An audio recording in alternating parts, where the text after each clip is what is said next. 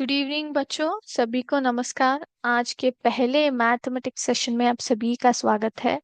आशा करती हूँ कि आपने अपनी छुट्टियां अच्छे से बिताई है। कैसे हो आप सब लोग? ठीक हो? यस, नया साल, नई उम्मीदें, नई आशाएं और नए गोल्स, नए सिलेबस और नए नए विषय के बारे में आपको यहाँ पे हमारे सेशन से सीखने का जो है अपॉर्चुनिटी मिलेगा। ओके। सो आज का हम लोग हमारा पहला सेशन जो है उसको हम लोग स्टार्ट करेंगे, लेकिन उससे पहले हमारे पहले क्लास में हम लोग अभी जो है यहाँ पे एक मोटिवेशनल कोट देखेंगे। ठीक है? एक मिनट। मैं अपना स्क्रीन जो है यहाँ पे शेयर करती हूँ, रुकिएगा एक minute, just a moment.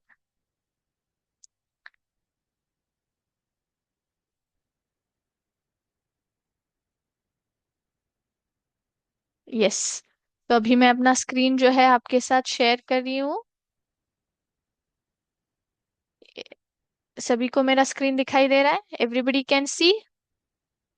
Yes, तो हमारा जो मोटिवेशनल स्टोरी है वो किसके बारे में है? It is about a little pencil. Yes, तो आप लोग पेंसिल यूज करते हो क्या पेन यूज करते हो? आशा करती हूँ ऑब्वियसली हम लोग जो है पेंसिल, जब छोटे रहते हैं तो ऑब्वियसली हम लोग पेंसिल यूज करते ही है कि नहीं? पेंसिल के बाद ही हम लोग पेन यूज करना स्टार्ट करते हैं, करेक्ट? तो हमारा जो आज का स्टोरी है it is about making a difference. ठीक है? तो लिटिल पेंसिल, जो हमारे पास एक पेंसिल रहता है, उससे वो हमें क्या सीख देती है वो हम लोग देखेंगे। ठीक है?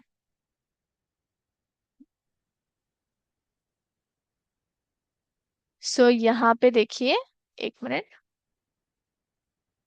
ओके, सो तो हमारे जो पेंसिल बॉक्स रहता है, okay, once there was a little pencil that sat quietly in a pencil box. तो एक पेंसिल बॉक्स में एक छोटा सा पेंसिल था जो चुपचाप बैठा था। Okay, just sat quietly. ठीक है? Yes, it looked at the colorful pens and shiny markers and thought, I am too small, I'll never be as useful as they are. तो जो वो छोटा पेंसिल था ना, वो जो है कलरफुल पेंसिल्स हो या फिर अच्छे अच्छे शाइनी मार्कर्स हो उनके तरफ देखकर बोलता था और सोचता था कि मैं बहुत छोटा हूँ और किसी के कोई भी काम नहीं आ सकता। ओके,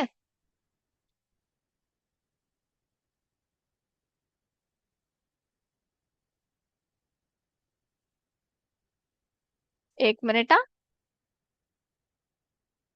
सो सडनली क्या होता है, देर इज अ चेंज। एक दिन जो है टीचर उस छोटे से पेंसिल को उठाती है और एक मैथ्स का डिफिकल्ट प्रॉब्लम जो है बोर्ड के ऊपर सॉल्व करने, मतलब बुक में जो है सॉल्व करने में उपयोग करती है। एंड सडनली उसे रियलाइज होता है, उस पेंसिल को क्या रियलाइज होता है कि साइज का कोई मैटर था ही नहीं। It was never about the size और अपीयरेंस दैट मैटर्ड। मैटर किस विषय पे होता है, आप जो है पेंसिल को कैसे उपयोग कर रहे हैं उसका जो है बहुत ही महत्वपूर्ण जो है एहसास होना चाहिए। और हमें जो है एक्सेप्ट करना चाहिए कि हमें वो पेंसिल ने उस अपने आप को एक्सेप्ट कर लिया कि मुझे जो है किसी और के साथ कंपेयर नहीं करना चाहिए। और जो भी मेरा काम है उस दिन से 100% पेंसिलें करना स्टार्ट किया और उसको जो है इम्पोर्टेंस दिया। तो इस स्टोरी से हमें क्या पता चलता है? हमें हमेशा समझना चाहिए कि हमारा अपीयरेंस हो या साइज, हम लोग बहुत हाइट है या मोटे हैं या फिर पतले हैं या छोटे हैं या फिर हम लोग कैसे दिखते हैं, वो कभी भी मैटर नहीं होता है। और कभी भी हमें जो है किसी और के साथ कंपेयर नहीं करना चाहिए। जो हमारा काम हमें दिया गया है और जो हमारा काम है उसको श्रद्धा से अच्छे से हमें हर दिन करना है। ओके, तभी जो है हम लोग हमारे जीवन में सक्सेसफुल हो सकते हैं। ठीक है? तो ये जो है हमारे आज का एक लिटिल पेंसिल जो है मोटिवेशनल स्टोरी हमें बताती है। ओके, सो आई होप आप सभी को जो है हमारा जो स्टोरी है वो पसंद आया हो। Okay, just a moment. Yes. तो इसी मोटिवेशनल स्टोरी के साथ अब हम लोग बढ़ेंगे हमारे मैथमेटिक्स के सिलेबस की तरफ, जहाँ पे मैं आपको जो है हमारा पहला चैप्टर जो है उसके बारे में परिचय दूंगी। ठीक है। तो हमारा सबसे पहला चैप्टर कौन सा है, कोई बता सकता है? Can anybody tell me? Can anybody tell me? तो अभी जो है मैं यहाँ पे अपना स्क्रीन जो है आपके साथ शेयर करूंगी, और उसमें जो है हम लोग हमारे जो पहला चैप्टर है उसके बारे में जानेंगे। ठीक है। सभी को मेरा स्क्रीन दिखाई दे रहा है? ओके।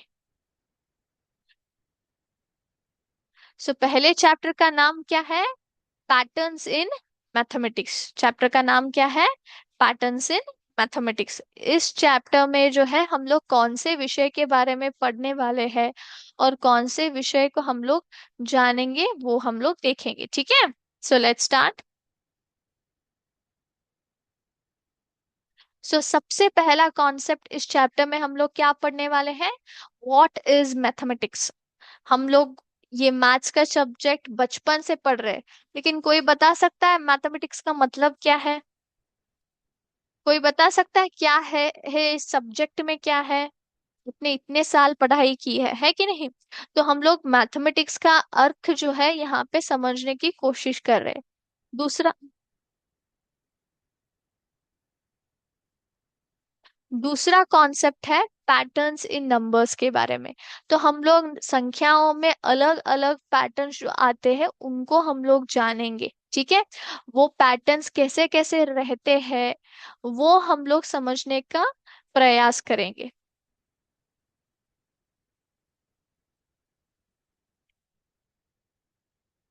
फिर आएगा विजुअलाइजिंग नंबर सीक्वेंस। तो हम लोग नंबर पैटर्न्स के बाद में नंबर सीक्वेंसेस को जानेंगे, उसके बारे में समझेंगे और उनको विजुअली, जो आप पिक्चर में भी देख सकते हैं, हमने क्या किया है, नंबर्स को ऑब्जेक्ट्स के रूप में रिप्रेजेंट किया है, तो उनको विजुअलाइज भी करेंगे।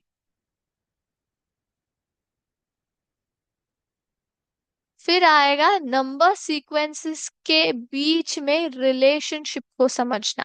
नंबर सीक्वेंसेस जो हम लोग रिप्रेजेंट करते हैं या फिर नंबर पैटर्न्स हो, उनमें क्या संबंध है, ये सीक्वेंस ऐसे क्यों आ रहा है, उस सीक्वेंस के बीच का रिलेशंस को हम लोग समझेंगे।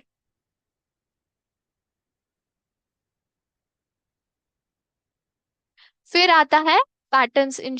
तो शेप्स में भी क्या होते हैं, अलग अलग पैटर्न्स आते हैं, जैसे कि 2D शेप और 3D शेप्स। सो उन शेप्स के बारे में हम लोग जानेंगे, 2D शेप्स और 3D शेप्स के बारे में। साथ ही साथ अलग अलग शेप में कैसे पैटर्न्स आते हैं, यहाँ पे आप देख सकते हो मैंने एक इमेज डाला है, एक पैटर्न बना हुआ है जो कि शेप्स की मदद से बना हुआ है। तो यहाँ पे नेक्स्ट क्या आएगा, तो वैसे हम लोग पैटर्न्स को जो है सॉल्व करेंगे यहाँ पे। ठीक है।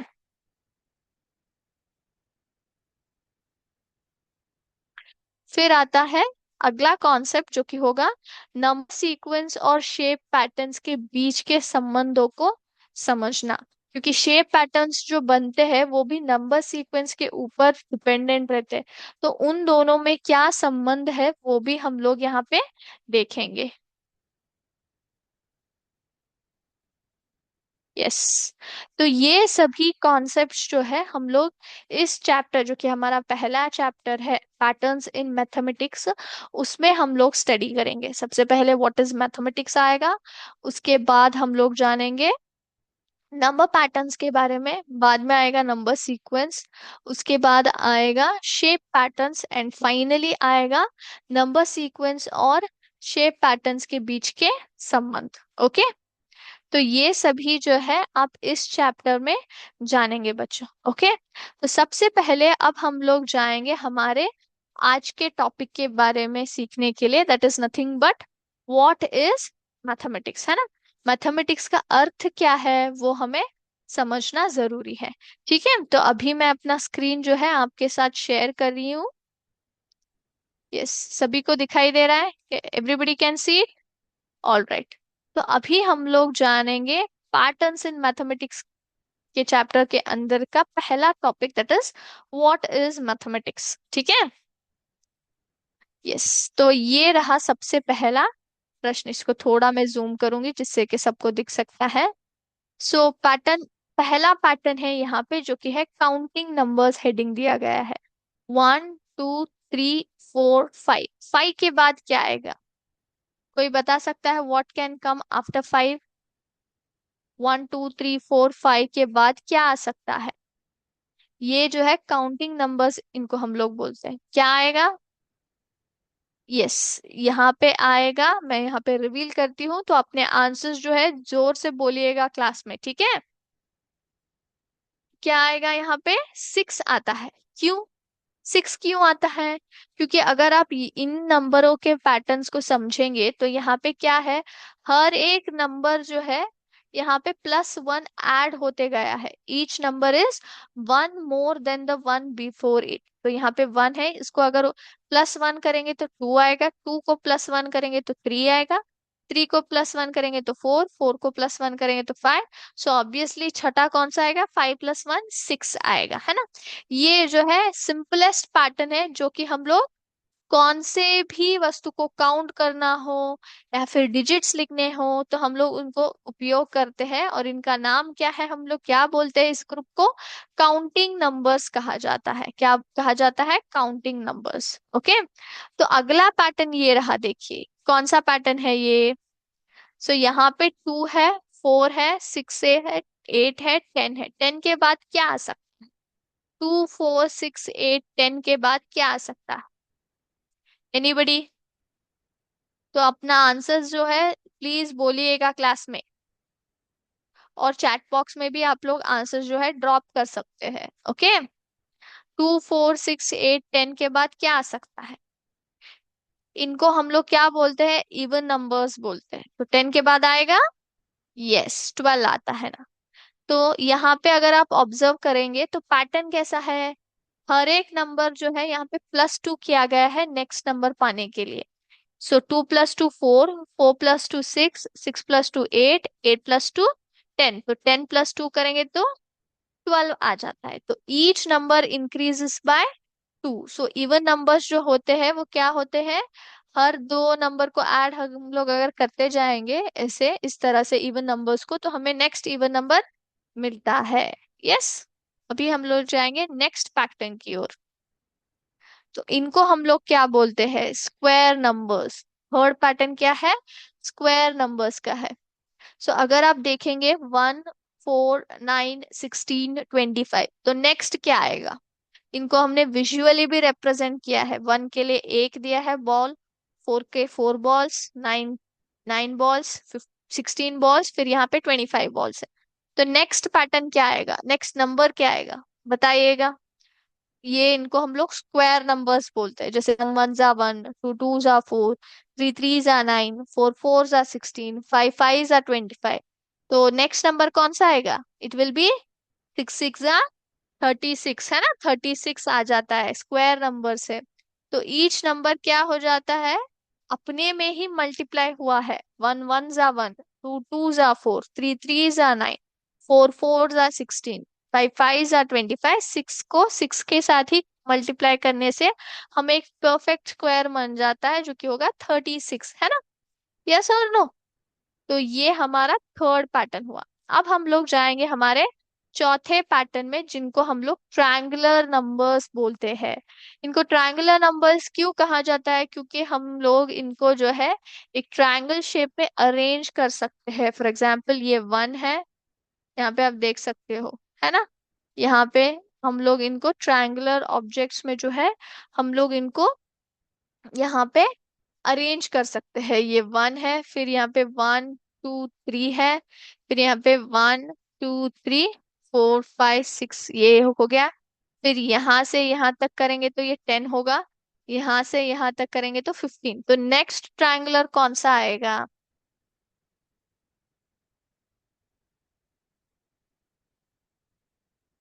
एनीबडी?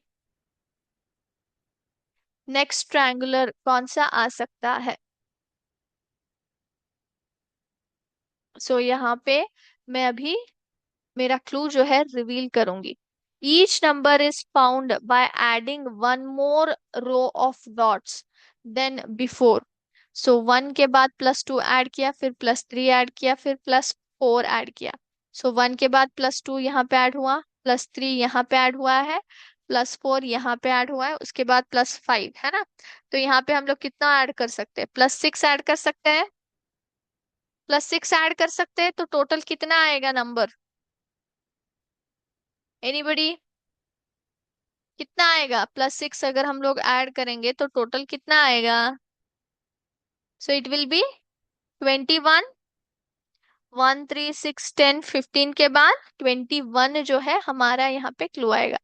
तो 1 3, ये 3 हो गया, फिर +3 6, +4 करेंगे तो 10, ये +5 15, 15 +6, है ना। तो 21 आ जाता है। यस। एक मिनट, इसको थोड़ा यस। तो हमने यहाँ पे क्या देखा? वी सॉल्व समवॉट 4 पैटर्न्स, है ना। 4 पैटर्न्स, अलग अलग नंबर पैटर्न्स को हमने देखा। Even numbers, square numbers, triangular numbers, counting numbers, है ना। हमने यहाँ पे नंबर सीक्वेंसेस या फिर नंबर्स के अलग अलग पैटर्न्स देखे। यस और नो? आप उन पैटर्न्स को देखने के बाद जब हम लोग छठे नंबर को क्या कर रहे थे? हम लोग छठे नंबर को फाइंड आउट कर रहे थे, है ना। After fifth number what could be the sixth number, है कि नहीं?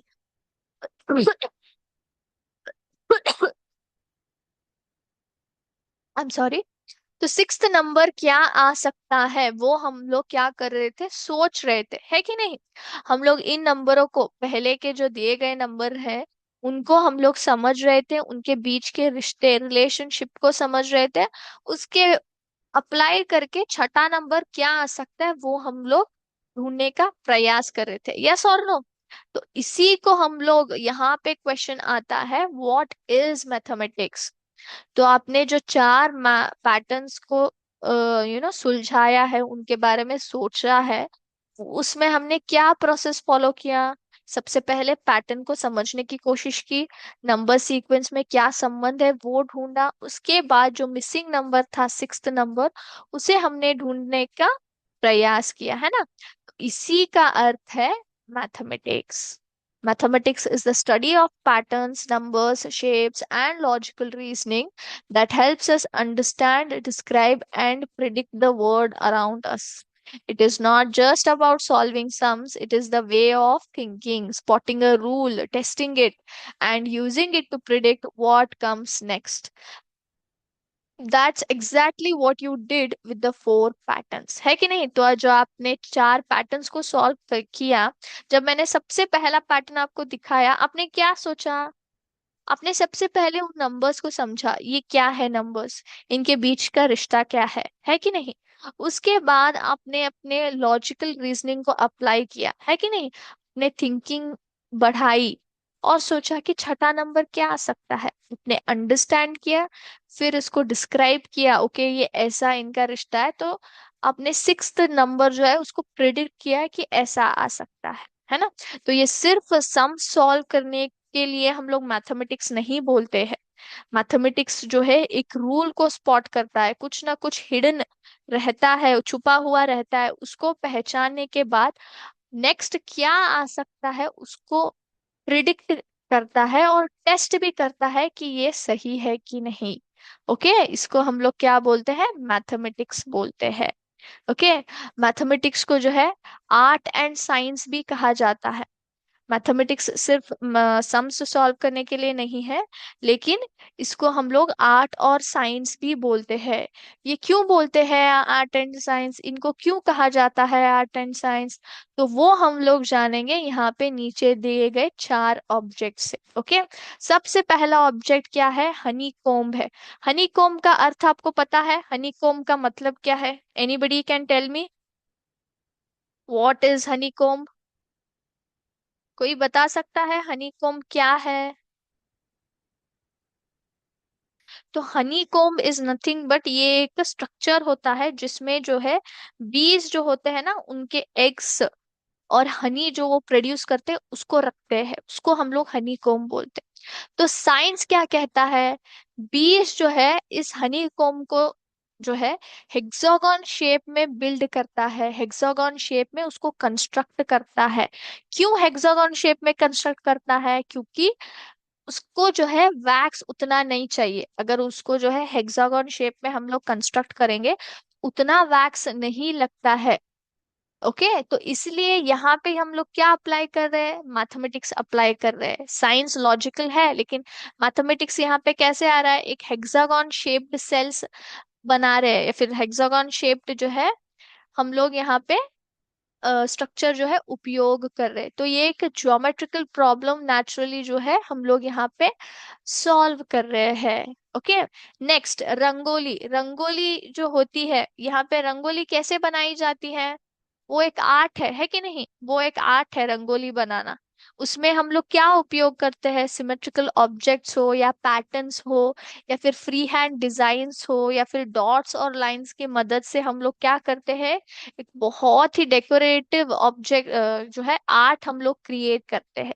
तो यहाँ पे भी symmetrical objects, repeating patterns, dots, lines, फिर से यहाँ पे मैथमेटिक्स का उपयोग हो रहा है कि नहीं, उसको हम लोग उपयोग करते हैं। फिर ब्रिक वॉल, यहाँ पे ब्रिक्स मतलब जो एक वॉल कंस्ट्रक्ट किया जाता है, ब्रिक्स का उपयोग करके हम लोग कंस्ट्रक्ट करते हैं, है कि नहीं।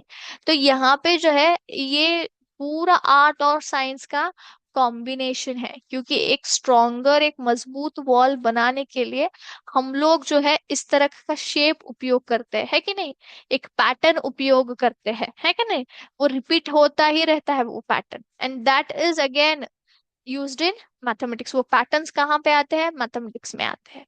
लास्ट में आता है स्पाइडर वेब। स्पाइडर वेब का मतलब क्या है, spider web is nothing but, जो स्पाइडर होता है उसका घर रहता है ना, वो घर बनाता है, और घर का शेप कुछ इस तरह से होता है। कैन यू सी दिस, ये ऐसे मकड़ी की जाल जो हम लोग बोलते हैं हिंदी में, वैसा रहता है कि नहीं, इसको ही हम लोग स्पाइडर वेब बोलते हैं। तो वहां पे अगर आप देखेंगे एक रिपीटेटिव है पैटर्न में, उसको हम लोग स्पाइरल पैटर्न बोलते हैं, जो सेंटर से होकर पूरा ऐसे स्प्रेड होते आता है कि नहीं। और स्पाइडर को हेल्प करता है वो अपने जो है प्रे को, है ना, पकड़ सके, उनको जो है अपना खाना जो है अच्छे से पकड़ सके, उसके लिए भी वो हेल्प करता है। And again this is again geometry, है कि नहीं, ज्योमेट्री है। तो यहाँ पे आप अलग अलग एग्जाम्पल्स देखेंगे, तो यहाँ पे मैथमेटिक्स हम लोग जो है एक आर्ट और साइंस बोलते हैं।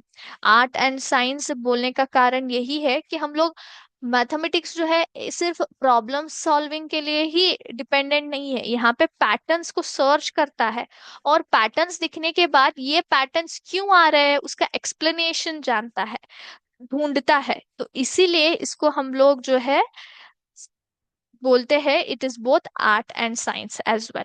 ठीक है, तो हम लोग ने आज हमारा पहला concept what is mathematics complete किया है। अब हम लोग जाएंगे हमारे दूसरे टॉपिक की ओर, जो कि होगा एक क्रिटिकल थिंकिंग एस्पेक्ट। तो सबसे पहले किसी को पता है what is critical thinking, critical thinking में क्या होता है, कोई बोल सकता है, एनीबडी। आपने सुना है ये वर्ड क्रिटिकल थिंकिंग करके। सो क्रिटिकल थिंकिंग एक्चुअली जो है ये एक मेथड है, ये एक प्रोसेस है, जहाँ पे जो जब भी हमें कोई भी विषय पता चलती है या फिर एक केस मिलता है या फिर कुछ भी हो, हम लोग सडनली जजमेंट नहीं बोलते हैं या फिर सडनली हमारा डिसीजन नहीं सुनाते हैं। यहाँ पे सबसे पहले हम लोग दिए गए इंफॉर्मेशन या जाने गए विषय के ऊपर उसको इवैल्यूएट करते हैं, क्रॉस वेरीफाई करते हैं कि ये सही है कि गलत है। उसके बाद हम लोग जो है जजमेंट या फिर कोई भी डिसीजन करते हैं। ओके, तो कोई भी अजम्पशंस हो या फिर कोई भी फैक्ट्स हो, उनको हम लोग फिर से जो है एनालाइज करते हैं, उसके बाद डिसीजन लेते हैं। इसको हम लोग क्रिटिकल थिंकिंग करते हैं। और ये क्रिटिकल थिंकिंग हर हर विषय में हम लोग मतलब उसको जो है अप्लाई कर सकते हैं। ऑब्जर्वेशन करना हो या फिर यू नो हम लोग जो भी हमारा काम कर रहे हैं उसमें जो है एक करेक्ट मेथड अप्लाई करना हो, या फिर पढ़ने में हो, पढ़ने से भी हमें बहुत सारे विषय मालूम पड़ती है कि नहीं। तो ऐसे अलग अलग एक्टिविटीज करके हम लोग हमारा क्रिटिकल थिंकिंग कैपेसिटी जो है बढ़ा सकते हैं। और यहाँ पे मैंने कुछ एग्जाम्पल लिए हैं जो हमें इस क्रिटिकल थिंकिंग को जो है आप में बढ़ाने का जो है पोटेंशियल रखता है। ठीक है, तो हमारा एक्टिविटी स्टार्ट करें। सो सबसे पहला यहाँ पे प्रश्न है, देखिए, tap the card that doesn't belong. तो यहाँ पे नीचे क्या दिए गए हैं, चार ऑप्शंस दिए गए हैं, क्रिकेट, फुटबॉल, बास्केटबॉल, चेस। इन चारों में से कौन सा कार्ड ग्रुप को बिलोंग नहीं करता है, मतलब ऑड वन आउट, सिंपल में बताना है तो। क्रिकेट, फुटबॉल, बास्केटबॉल, चेस, इन चारों में से कौन सा जो है ग्रुप को बिलोंग नहीं करता है? कोई बता सकता है? Anybody can tell me? कोई बता सकता है which does not belong to the group? Chess. Check करें चेस आपका करेक्ट आंसर है क्या नहीं? Yes. So cricket, football, basketball तीनों जो है वो बॉल के साथ खेला जाता है। ओके, बॉल के साथ खेला जाता है, और ये तीनों जो है आउटडोर गेम्स भी है। ओके, बाहर खेलते हैं हम। Whereas chess is an indoor game, और इसको हम लोग खेलने के लिए बोर्ड गेम यूज करते हैं। No ball and no physical movement like cricket, football and basketball, तो इसलिए चेस जो है वो आउट हो गया इस ग्रुप से। Okay, next question. सो इनमें से कौन सा जो है ग्रुप को बिलोंग नहीं करता है? रोज, सनफ्लावर, लोटस, कैक्टस, चारों में कौन सा जो है ग्रुप में बिलोंग नहीं करता है? एनीबडी? रोज, सनफ्लावर, लोटस, कैक्टस। कोई बता सकता है? कैक्टस। यस, कैक्टस जो है सही आंसर है। क्यों बताइए? क्योंकि रोज, सनफ्लावर और लोटस जो है ये फ्लावर्स है। ओके, फ्लावर्स है, और इनको हम लोग बहुत ही admire करते हैं। बट वेरास कैक्टस जो है वो किसके लिए जाना जाता है? उसके स्पाइंस में। कैक्टस अगर आप देखोगे तो उसके ऊपर स्पाइंस रहते हैं, कांटे रहते हैं, उसके लिए जाना जाता है। और ये जो है डेजर्ट में रहता है। ये ब्लूम जैसे फूल जैसे उगते हैं रोज, सनफ्लावर, लोटस में, वैसे कैक्टस में नहीं उगते। वो ब्लूमिंग के लिए नहीं, बट डेजर्ट में सरवाइव करने के लिए जाना जाता है। ओके, तो ये तीनों जो है एक ग्रुप हो गए, और कैक्टस जो है अलग ग्रुप हो गया। Next. Violin, sitar, guitar, trumpet, चारों में से कौन सा जो है ग्रुप को बिलोंग नहीं करता है? वायलिन, सितार, गिटार और ट्रम्पेट। एनीबडी? वॉयलिन आपका आंसर है? सो चैट बॉक्स में आंसर्स डालिए, जो भी आंसर्स है। I am getting answers.